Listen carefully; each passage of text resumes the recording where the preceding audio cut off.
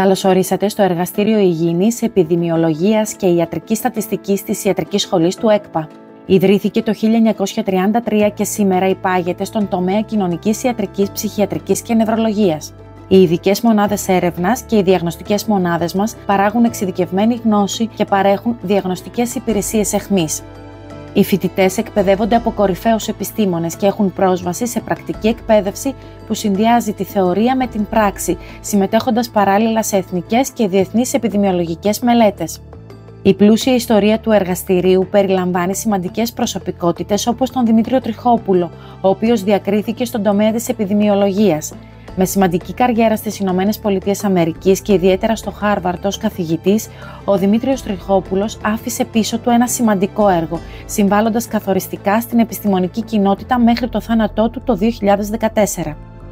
Και τώρα ας περάσουμε στη συνέντευξη της καθηγήτριας Παγώνας Λάγιου, διευθύντριας του εργαστηρίου, η οποία θα μας μιλήσει για τον ρόλο και τις πρόσφατες επιτυχίες του Εργαστηρίου Υγιεινής, Επιδημιολογίας και Ιατρικής Στατιστικής.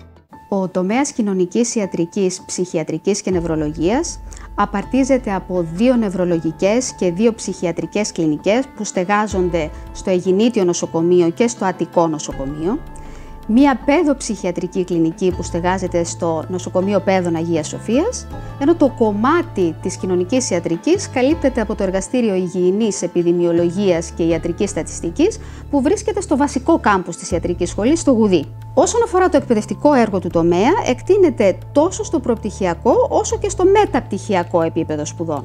Στις προπτυχιακές σπουδές της ιατρικής μπορώ να σας πω ότι καλύπτουμε πρακτικά όλα τα έτη σπουδών, γιατί εκπαιδεύουμε τους μελλοντικούς γιατρούς τόσο σε θέματα μεθοδολογίας έρευνας και προληπτικής ιατρικής, αλλά και στις ειδικότητες της νευρολογίας, της ψυχιατρικής, της γενικής ιατρικής και της ιατρικής της εργασίας. Καταλαβαίνετε ότι κατά αντιστοιχεία η συμβολή του τομέα στην υγεία του πληθυσμού αφορά τις ειδικότητες που μόλις σας ανέφερα, αλλά και το χώρο της δημόσιας υγείας και της προληπτικής ιατρικής. Σε επίπεδο έρευνας, με υπερηφάνεια μπορώ να πω ότι η συμβολή του έργου των μελών του τομέα στην εξαιρετική θέση που έχει η Ιατρική Σχολή και το Πανεπιστήμιό μας στις διεθνείς κατατάξεις αξιολόγησης των ακαδημαϊκών ιδρυμάτων είναι πολύ σημαντική.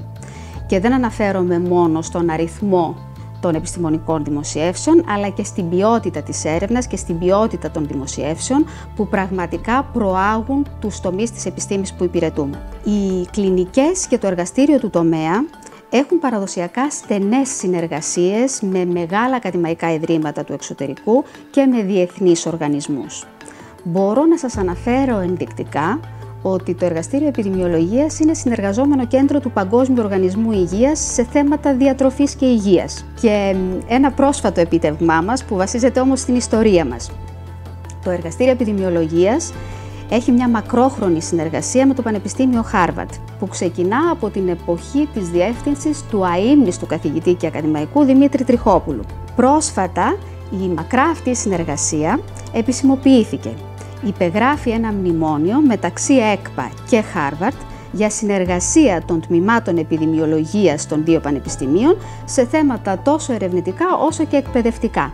Και με μεγάλο ενθουσιασμό περιμένουμε να δρέψουμε τους καρπούς αυτής της νέας επίσημης συνεργασίας μας. Αν έπρεπε να συνοψίσω την αποστολή και το έργο του τομέα κοινωνικής ιατρικής, ψυχιατρικής και νευρολογίας, θα σας έλεγα ότι υπηρετεί το τρίπτυχο: ιατρική εκπαίδευση, ιατρική έρευνα και συμβολή στην υγεία του πληθυσμού με βάση τους άξονες της προσφοράς στον συνάνθρωπο και της άσκησης τεκμηριωμένης προληπτικής και θεραπευτικής ιατρικής. Ελάτε να ανακαλύψετε το μέλλον της ιατρικής έρευνας μαζί μας, εκεί όπου η επιστημονική περιέργεια συναντά την καινοτομία για ένα καλύτερο αύριο.